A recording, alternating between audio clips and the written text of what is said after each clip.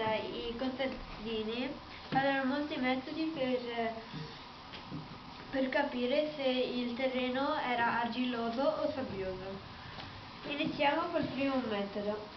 Allora, prendevano, questo è il terreno argilloso e questo è sabbioso.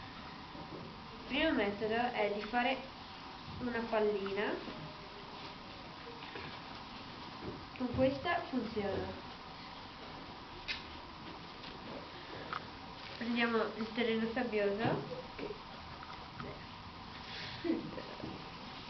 e non funziona perché si sbriciola tutto subito.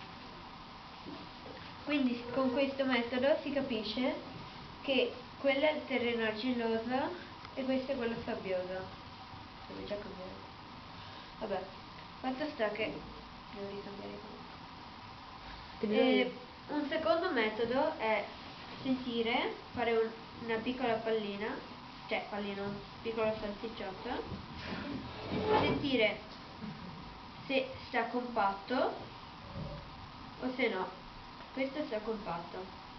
Cioè nel senso che lo puoi tenere tra due dita e lui non si rompe. Per esempio questo si rompe. Perché è sempre... Poi un altro modo è sentire...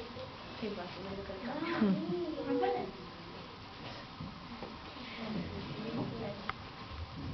Lo volete sciusci? Si è sporcata la mano in vero.